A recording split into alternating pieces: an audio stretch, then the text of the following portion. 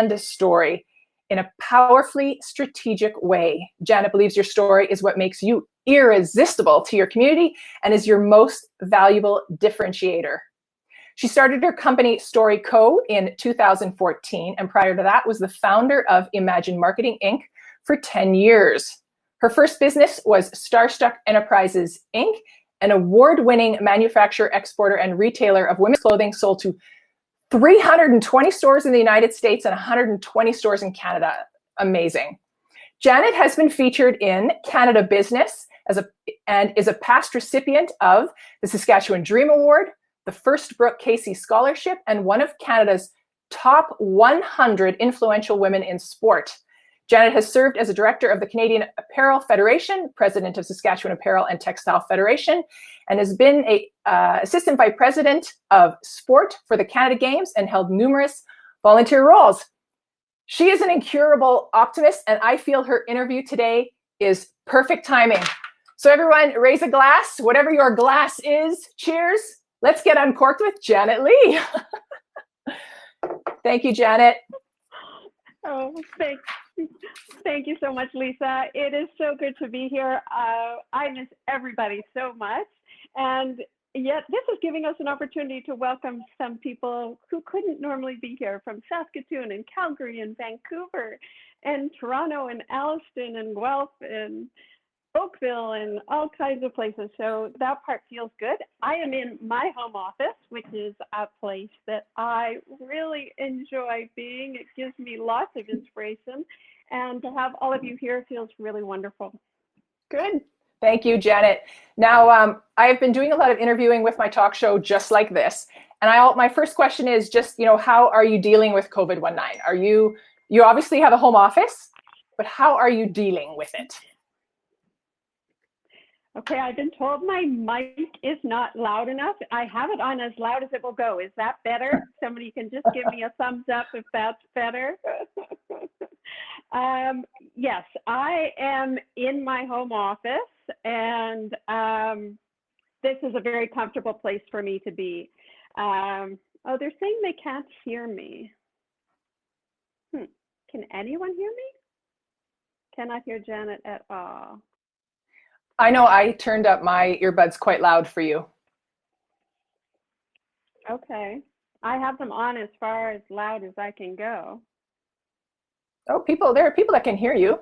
Yeah. Huge difference. Okay. Yeah. Huge difference. Okay, I'm not very good thing for new AirPods. Yeah. Hold on, maybe I'll try something else. So I think what I've done, and some people are commenting, turn up your own volume on your machine. Turn it up as loud as you can. I've turned up mine quite loud. So, and then I've got my computer on as loud as it will go. Yeah.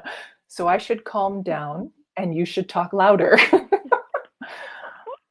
All right. Usually I'm very loud. I'm really loud. So I'm going to try and yeah, I'm going to try plug in. Hold on. We'll see if this works. Okay, that's as good as it gets. All right. So how are you dealing with COVID? Okay, so COVID. Uncorked is something that we're supposed to get into the messy middle. We're not supposed to keep it just always as we might expect the answers to be. So COVID is fine. I love my office. But, I've been thinking so much about the essential workers, our seniors, our stores that are closed, all of our businesses that can't be operating the way they normally can. And that's really hard. And, I guess for me, COVID has been kind of personal. I belong in the high risk category. I was always an exceptionally healthy human until about 8 years ago, and I was diagnosed with a disease that affects 1 in a million people, which makes me firmly believe that I'm next in line to win the lottery. But this 1 in a million disease is something that made me feel very differently about statistics. Never do you expect that you'll be the one in a million. It just doesn't happen. And so when I look at COVID and I look at the numbers, and I think with tremendous gratitude that, we had 6 new cases, that's all in Saskatchewan this past week. And that's so wonderful, except if you're one of the 6, or if you're the wife or the father or the physician or the aunt or the sister of one of the 6. So it makes statistics a little bit different. To manage my autoimmune disease, I rely on monthly blood transfusions. So for 4 3/4 hours once a month, I am Wow. really infused with the generosity of others. And that's really what it comes down to. I just big shout out and thank you to anyone who's ever been a blood donor. You give me the quality of life that is so fabulous for me. And that reminds me of COVID, because it's a precariously vulnerable position to have your health dependent on the generosity of others. And we are all dependent on the generosity of others right now. Hand washing is a generous act. Staying 6 feet away is a generous act. Staying home is a generous act. And generosity is uniting. And so I think that I feel that generosity of being united globally, which is just an unbelievable feeling. Good. Well, thank you for sharing, and stay safe where you are. But thanks for sharing that story. Now, from speaking to you a few weeks ago, we sort of had a little bit of a planning meeting. I didn't realize that you were not from Regina. So give us a little bit on how you got here, why you came, to Regina. How many 30 years ago, and sort of what was your career path? Just give us a light so we can know where you are. Well, it's a funny story how I got to Regina. I finished University of Waterloo. Give a little shout out to my Waterloo pals who are here. And I moved out here because I thought I would be closer to the mountains. So clearly I'm not a geography major, but I had a job here with the University of Regina. Literally fell in love with Regina as well as my now husband, and kind of the rest is history. I had so many fabulous opportunities. One of my first positions was working with Harvard Developments, and I'll always be thankful for that position that I had. And working for Mo Bundon was a phenomenal experience. He is still a friend and mentor to this day, and has been through my whole journey. I really appreciated that. And I learned so much, gave me an opportunity to really learn so much. And while I was at Harvard, I had this little side hustle, and it was called Starstruck. And one thing led to another, and it was time for me to decide either I was all in with Starstruck or all in with my job at Harvard, which I loved so much, and I never thought I'd have to choose. But eventually I decided to. So when you have a side hustle, you've got a career, a great career, which I don't think you mentioned, but you were the first director of marketing. Which, let's go back to that, because that simply amazes me. That were you not a trailblazer? This is the 1990s. Did you feel like that? Did you feel like a bit of a trailblazer? I didn't at the time, and then I became more aware of it. So I think because I was working for Mo, who is an exceptionally open-minded person. He was the one who saw that opportunity. I did feel it, though, from our team members, that this was an unusual position for me to be in, particularly after a maternity leave for the birth of our twin boys. And Mo had agreed to let me work at home, which was so unusual at that time. And it's not unusual today. And so there was a bit of adjusting from the team. And I did feel it then. Wow. So when you started working, is this when you sort of introduced the side hustle? How do you, You know, how do you run a side hustle? Like, what characters do you think you need to possess? You are a full-time worker, mother of twins, and you got a side hustle? What characteristics would you say you I had at know. that point? Crazy. That's Yeah, busy. that's the first one. That's the first one. I always wanted to have a creative outlet, and when you ask me, what characteristic you need to have for a side hustle, and I think it really is just a sense of wonder. I wonder what would happen if I tried this. I wonder what would happen, and that sense of wonder got me in a lot of trouble, but it also got me into a very fun place. It did. I think the sense of wonder moved you, kept moving you. So tell us a little bit Yeah, about and it still Starstruck. does. Tell us about Starstruck. Mm. Well, it was the most amazing experience, and I found out through Starstruck, as our whole team did, that we are always capable of so much more than we ever dreamed of. It started as such a small little company of a way to express some artistic enthusiasm through our clothing, and things just started to roll. And we had some good feedback. We would do craft shows. Then we opened our own store on Hill Avenue where Marbella is, which I just love. And we had a very talented team. I'm not sure if Diane is on the call, but she was an absolute wizard with us in terms of, being able to take my sketches and turn them into a pattern and then turn them into clothes. And we got such a great response at the store level.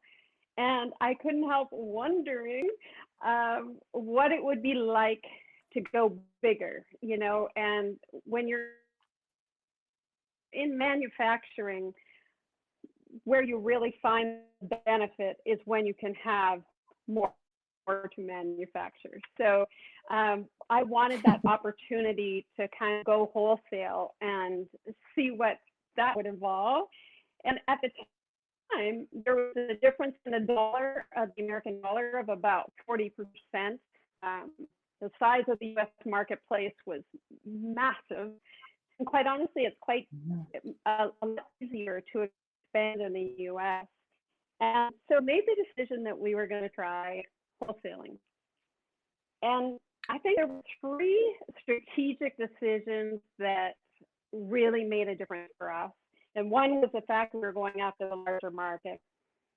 One was price, and this is one that I often see with a lot of my clients, is make sure you price your goods where you want to be. We knew we were a high-end product, and we knew we had priced ourselves high-end. Couldn't go into the market and say, oh, this worked really well, now let's raise our prices. And also wanted to start at the top. So we wanted to go to who we thought was most aligned with our product, one of the very best retailers in the US. And the funny thing was is that I phoned there. That was in the days where we phoned instead of emailed and texted. And I asked if I could speak to the women's wear buyer. I asked if I could have her name. I just wanted her name. And all of a sudden, a woman on the phone says, "Oh, she just happens to be here right now. I'll put her on the line for you." So I had a buyer on the phone, and I don't even really know what I want to say to her. And I spit out my story, and they're in Winter Park, Florida, and she said, "When can you come down? I'd love to see what you've got." That was kind of terrifying and exciting at the same time, and took our gear down and painted suitcases. We were going to leave an impression if nothing else. And it was a bit intimidating. I didn't know that world. I can remember walking down the hallway and seeing all these rooms where people were also selling their lines. And we had two buyers come in, and I'm chatting with them, and I start talking about the clothes, and I start talking about why we made them. So for example, we had one we called the airport code, and I described the customer that it was designed around this customer that we have who is always traveling and always wants to put together, but is so rushed. And this where the airport coat came from. And all of a sudden, one of the buyers said, oh, I want to try that. Let me try that. We knew that was kind of a good step. And they were working on their papers the whole time. I continued presenting. And when we left, there was an order that so large it would have been 6 months of our retail store. And I was so excited and so terrified. I could hardly contain myself, but I also had no idea what I was going to tell our team. That was pretty scary. So anyway, we continued to grow like that. What happened was because we had such a great anchor retailer, then all of a sudden we would have reps who were interested in us. So I did some research, got a consultant to help us to find the best reps. And once you said that you were in this store, they would say, okay, great. And it was an automatic green light that you must have a good product that's selling well and selling through. So we expanded to, having 11 reps in the US and 320 stores. And it was just the most fabulous, unimaginable ride. That's amazing. From craft stores to 320 stores. That's an amazing journey. Now, Starstruck, how did you get from, because you're now the StoryCo, from Starstruck, Mm-hmm. What happened to get to the next step of your life? Well, that's always the highlight reel, right? When I can say those things, that's really the highlight, and we all love our highlight reels. But this is Uncorked, and we're supposed to get into our messy middles. And so I'll explain what happened to Starstruck, because there's an eerie similarity to what's going on now. So Starstruck was at the top of its game when 9/11 hit. And we supplied a lot of retailers. Oh, I can feel my heart beating talking about it. We supplied a lot of retailers in resort districts. And of course, nobody was traveling after 9/11. There was a tremendous downturn in the U.S. economy after 9/11. We thought we could ride that out. That we thought we'd ride out. And then completely out of our control came some protectionist measures in the United States, limiting the amount of product that could be brought into the U.S. from Canada. Mm-hmm. That was a real game changer. And what a lot of people don't know is that at that time, 58,000 jobs were lost across Canada, and it became very difficult to export. And what was even worse is we had a beautiful coat order from North, and I got a call from our broker saying we're going to have a little trouble getting this order. And I said, why? What are you going to charge me now? And he said, no, I can't get this across. And I couldn't quite fathom that. So I got a call our buyer. And he said, don't worry, our lawyers can't get anything across. You're going to be fine. And then she called me back saying, this is beyond. We actually had your order across. So what was introduced was just a quota. And we were having to buy and sell quota to get our product across the line. And it became increasingly more and more difficult. We became increasingly far from who we were and our purpose and what this company really meant to us, until we got to the point where we couldn't continue. I wasn't willing to manufacture in China, which would have been our best shot for getting our product in. We would have had to put made in China tags on it. We were so deeply rooted to being made in Canada. I couldn't see myself at that point in my life zipping off to China, and I would want to know that those factories were being responsible, and at that time that was highly questionable. We had a busy household, things started to get really difficult. And so it just wasn't the right thing. And that was gut wrenching. And I know there's people listening to this call who are going to experience this because of COVID-19. And I want to tell you to also be hopeful. Try everything. We try everything, and if that door has to close, another window will open. That's what when I first heard your story, I think that's what I got goosebumps hearing your story. From everything that's happened and the moves you kept doing, you just kept going, and it's just an opportunity. One door closes, another one opens. So from 2001, Starstruck is over. You moved on. Tell us about what you did next. Yeah.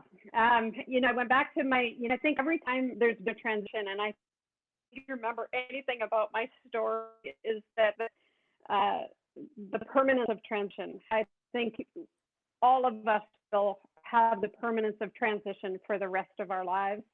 And you keep grinding into your purpose. You keep grinding into what it is how you think you can help others best, what your unique difference is to help others.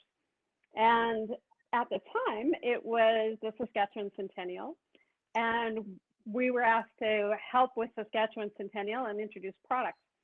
And so in 18 months, we introduced a whole product line, and that was also amazingly fun. After that, it became more marketing consulting, more corporate marketing, strategy consulting, product strategy, competitor strategy, all of those aspects of marketing.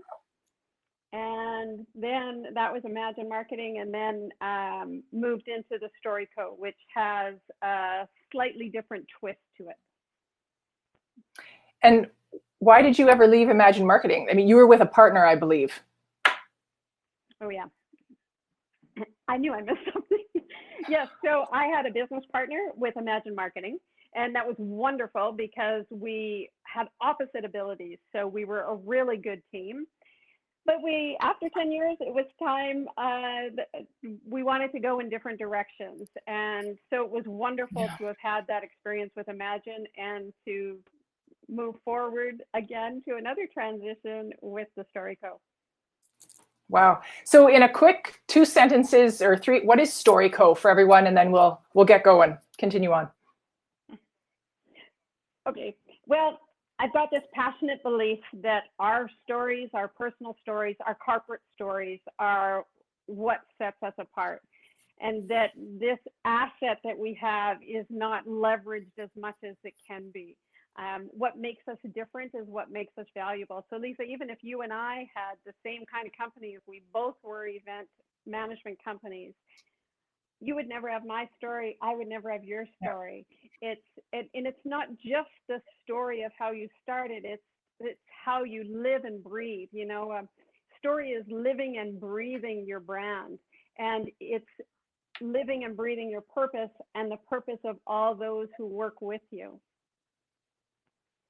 Wow.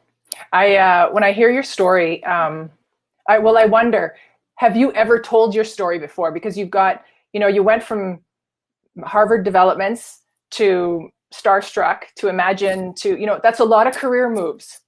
Have you ever told anybody that? Like, do you tell your own story?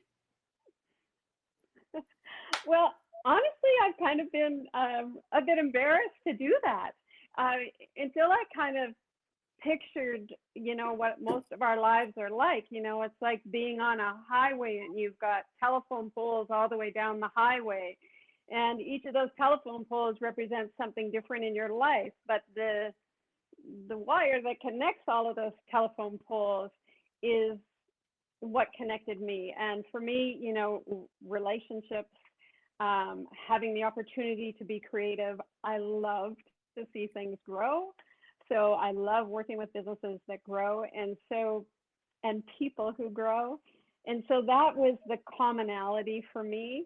The purpose stayed the same. The how and the what changed. I love that. I think when I hear this, I see the common thread in everything you've done. I feel like you were telling stories when stories weren't really that cool to be told 30 years ago, or, like you are the storyteller. Do you believe that everything in your life happened for a reason? You know, it's so funny. I saw that question last night and I almost called you and said, Lisa, can we not, I don't want to do that question. No, we are. and then I thought, oh, that's not fair. I can't just say that because I don't want to answer it. I don't believe that things happen for a reason. I've really struggled with that thought, because whether it's the universe, whether it's God, whatever force you might believe in, I don't believe that that's why bad things happen to us. I don't believe that's why I got sick, or that's why someone's in a car accident, or that's why there's COVID-19. I do not believe that. But what I do believe in is we have the choice, which empowers us to react to whatever happens in our lives. So I guess that's how I would answer that. That's a good answer. Yeah, it is your reaction. So through all these changes in your life and everything that's happened, did you ever feel over your head? And what inspired you to keep going? Like, I think if, 9/11 hit, yeah, I'm over. Oh God. Oh yeah, I always feel over my head. I have to admit, I kind of like the feeling. I like the feeling of just being a little over my head. I think when you feel that way, there's this creative tension that I actually like. Not knowing whether you're actually going to be able to make it or do it or make it successful. I really enjoy that feeling. So I am well accustomed to it, but there are times it's more overwhelming than others. And the day I got a call from Nordstroms was a more overwhelming moment than others. Wow. So now you are the storyteller, as I had said, and whatever you feel. But as women, what do you feel we need to start telling ourselves? And I think of, what do we need to stop telling ourselves? No, let's talk about what we need to start telling ourselves as women.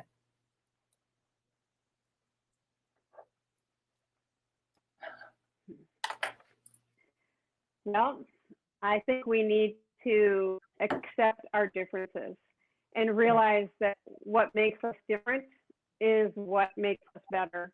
We're not all meant to be the same. We're not all meant to have the same haircuts and the same bodies and the same, whatever it might be, the same businesses. That we really have to believe ourselves. And I think there's never been a more important time to really believe in who we are, and to really drill down to know what your purpose is, because everyone has one, and we all have a unique gift that this world needs today and all days. When you talk about what people are, the differences, and we have to accept them, we have to move on, I'm thinking of our younger generation. And what is your advice for the next generation of youth leaders and change makers? I feel like you were that change maker, but what advice would you give to the youth and to more people just like you to keep going, maybe? Yeah.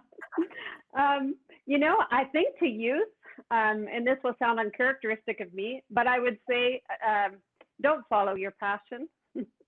That sounds a bit odd. Yeah. I think we've been a bit irresponsible in saying, follow your passion. I would say to our young leaders to jump in with both feet, not knowing where you're going to land, not knowing what's on the other side, but jump in.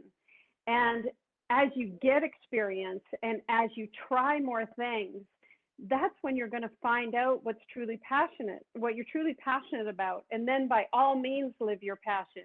But don't feel overwhelmed that you may not know the answer to, being passionate. I think that's the really strong advice I would give. And the other advice I would give, which I give for this time as well, is, don't play it safe. Push yourself. This is the time to find yourself and find your purpose. I totally agree on the don't follow your passion. I always say follow the opportunities. I think they're floating everywhere, and you need to grab on and go, does this work for me? So I love that. That was a great answer. What do you think are 3 things that contributed to your success? Tenacity. You keep moving. But What are three things that you feel? Number one is my family, my husband, my kids, my sisters, my parents, the greater family of friends, this community. This community is unbelievable. So I have really relied on the support that I have had. They say it takes a village to raise a child. I think it takes a village to raise a business and to raise three businesses. And so I think that to me is the number one characteristic. The second is really to believe in yourself, to count on others, but believe in yourself. Yeah. You're going to have lots of people who are going to doubt you. And to take advice readily, but particularly listen to the advice from those who have been where you have been. Don't get sidetracked by the advice from someone who hasn't experienced what you've experienced. So, you know, I think back to Starstruck days, and I was always being told, you know, don't get too big, don't get too big, you know, like big was this horrible, frightening thing. And, Yeah. you know, maybe it was right, but I finally got a little frustrated one time when somebody said that to me, and I said, is that what the advice you followed when you had a clothing company? And it was a bit cheeky, but it's really hard when people haven't been there. Now, for somebody who had been in the business, their advice had a lot of weight. Wow. Yeah. That is great advice. Yeah. And I believe, we need to surround, you talked about it, surrounding yourself with the people that really care about you, not the people that are going to, just be there when you're in the lead, when you're the biggest part of the party. They're there for you when you need them. So thank you for sharing that. Mm-hmm. So in looking at what's going on currently, COVID-19, sort of describe in 1 minute your top priority for the next 12 months. I don't know where we're going to be in a month, a week. I'm content right here. I've found a happy spot, but where are you, what's your top priority over the next 12 months? Well, I can tell you that COVID-19 was not on my vision board. There's Jolene Watson going vision board. It was not. I think for me, what I'm really looking forward to is just finding more people that I can help, finding more people who want to grow a purpose brand, finding more individuals who want to find their own purpose and find their own story and put those stories to words and empower them. That is my full-on plan for this year, is to just help more people. Good. Well, we love it. Now, if all of you are listening, we want you to tell us one word. What's your top priority over the next 12 months? We want to read some and see what you guys are doing. I'd like to hear about it. Many of you know I'm an event planner, so I'm a little bit flatlined. Talk show, not interviewing people. But what is your priority? One top priority for the next 12 months? Excellent. Growth. Thank you, Kelly. So Janet, what do you what do you think of work-life balance? What is your take on work-life balance, and whatever it is, has it changed with COVID? Well, I don't believe in work-life balance. I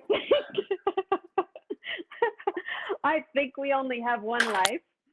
And there are times where the threads of that life are going to demand that we put more into our families, or more into our work, or more into our health and fitness. So I don't necessarily think that striving for balance is where we want to be. But being mindful of what it is that we need to keep our minds and bodies charged, and the people that we need to be around in order to do that, I think that's where balance is.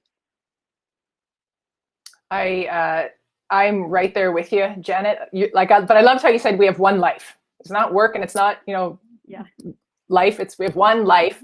I love the answers coming in here. Of course, I ask for one word and Jolene gives us a paragraph. But yeah, I think these are great, being grounded, calm, focus on online team building, personality profiling. And I know Jolene is a huge extrovert. So I know she's probably struggling with that, being alone, stretching what I can do and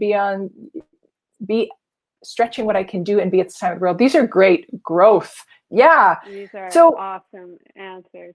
Yeah. So for you, do you have any advice on moving forward with COVID? What is your advice? Well, I've been talking to a lot of my clients and anyone that I can talk to 6 meters apart. I think that this is not the time to play it safe.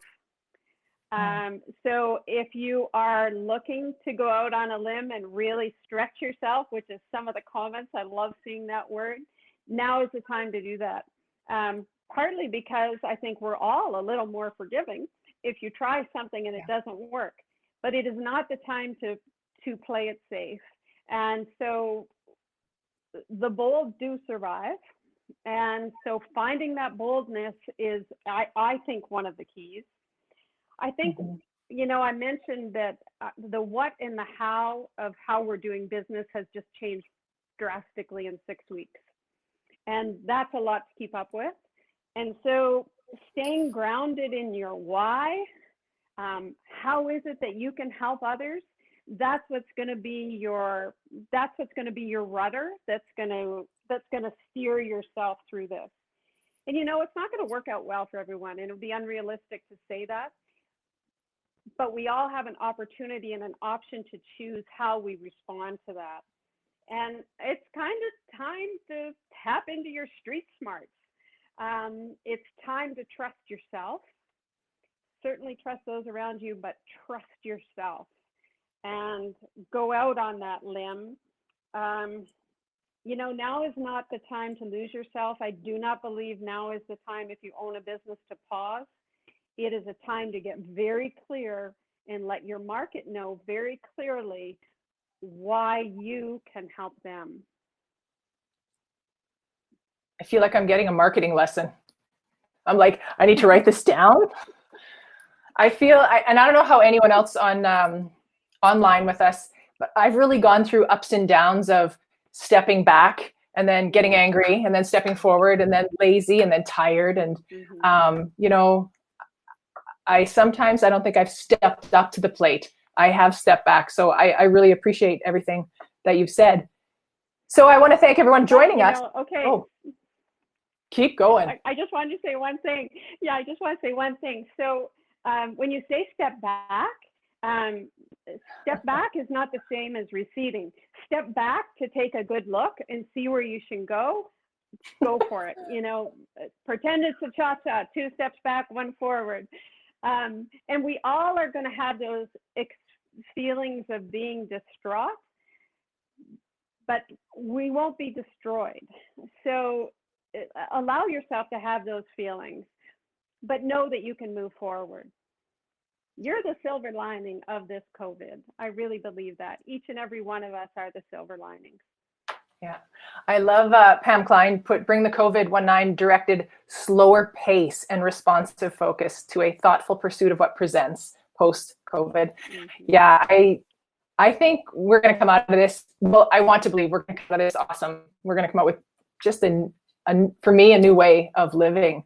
Now I want to open up to, if anyone has any questions for Janet, start typing them.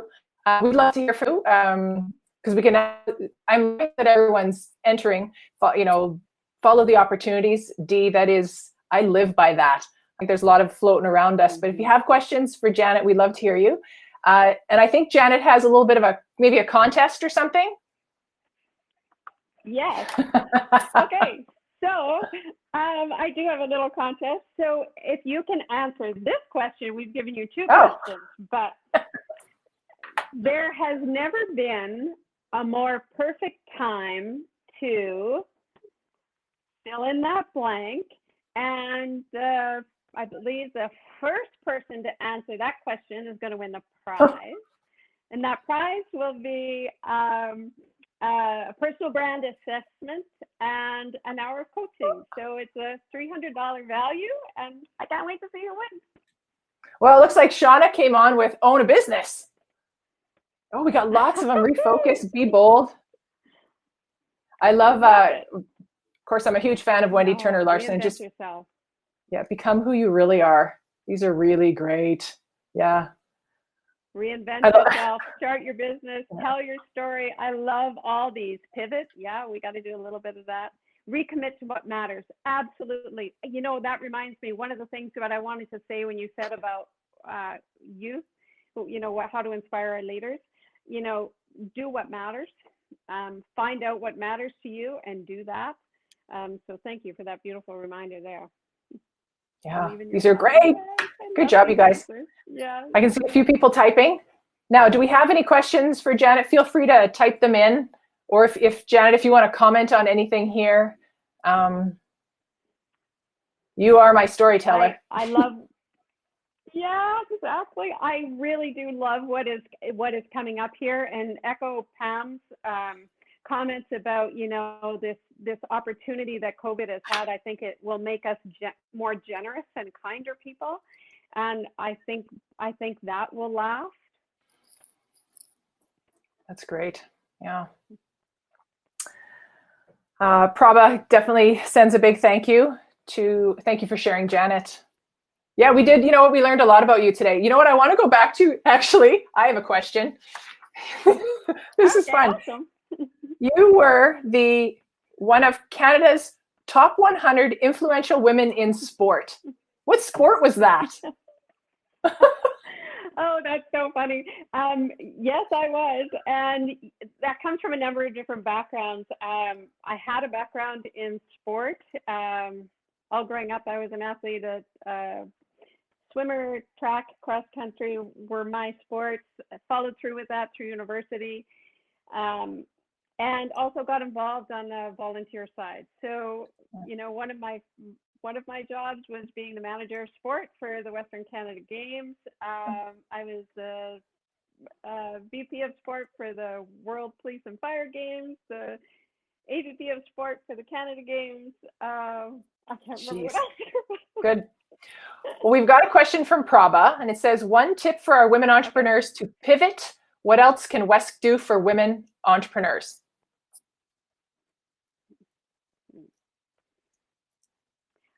So the pivot question, I love that word pivot. And Lisa, you were a basketball player. You know how to pivot. I think we're always in a state of pivot. But I also had a really good conversation with somebody today that was talking about, is it really pivoting, or is it really just going deeper into what it is our purpose is? So I would say if we go deeper rather than pivot, we may get more results of what we're looking for. I see a question up here. You spoke of pricing where you want to be. Right now, though, it's tempting to price lower. Do you have advice on pricing? Yes, I have advice on pricing.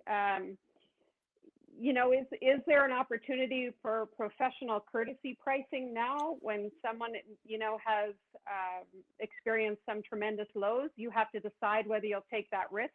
If that lower pricing is an investment into what you're doing, make sure that people know what the true value is before you do any kind of lowering your prices. But your pricing is connected to your value. So unless your value has changed, your pricing doesn't really need to change. And I'm also cautious about value in the sense that, you know, your value is based on what you offer, the results you'll give, and the experience you have. So stay tied to your value. Good. We have a question about just your boys. There are many life lessons. However, what do you think your accomplished twin adult sons have learned from you? Good one. Thanks, Pam. Thanks, Pam. That is a very good one. Oh, I wish you could ask them. Maybe you should ask them. I think they've learned to go for it, you know, to push forward, to be generous, I hope, and to really connect with who you are and what your why is. Good. I love Jenny Abrams' question. Janet, to tell your story, where's the best place to begin? Your heart. Aww. Your heart. Go Wow. to your heart. Your story is not, you know, your story may be so many things. It might be your origin story. It might be where your career has gone. It might be all of those things, but your story is in your heart. It is what you are meant to do. And then you find all those stories in your life that support that. And that's where your story comes from. So it's not just a marketing tactic, it is a way of being. Yeah. And you told that in the beginning when you were selling your clothes, and you told this story about this jacket, and everybody bought the story, but you felt it. Like that was what you did. Yeah. Always, Trisha, always speak from your heart. Yeah. Yeah. Good. Well, Janet, a couple people are typing. We have a couple more minutes, or we can head out. But I want to thank you. It's been great to talk to you. Actually, get to meet you and to know you. I know that you have you are my stand-in when I can't make Uncorked. You do my interviews. So I really appreciate that. But it's been wonderful to get to know you, and I remember hearing your story, and I felt the chills the first time, and your transitions, reinventing. It's like, wow, and I think hearing your story at this time, I felt empowered, and you made my week last week when we talked. And so you got to keep sharing your story, because it is an amazing story of just keep going. Don't worry this stuff's going to happen. 9/11 happens. Bad business partner happens. Yeah. COVID's going to happen. Yes. Yeah. So hang on to your wonder. Hang on to your wonder. Hang on to your heart. And, you know, Lisa, it's been fabulous getting to know you and all of our people out here. I miss you all so much. All right.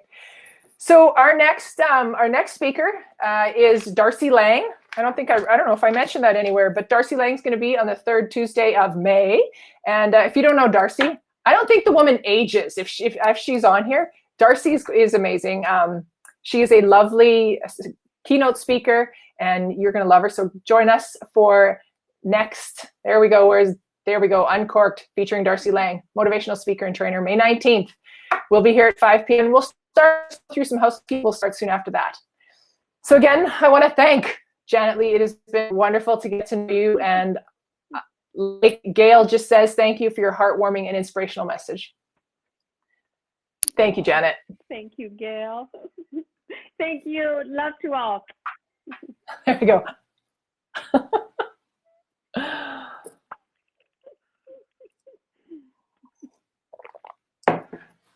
Well, we'll see everybody next time.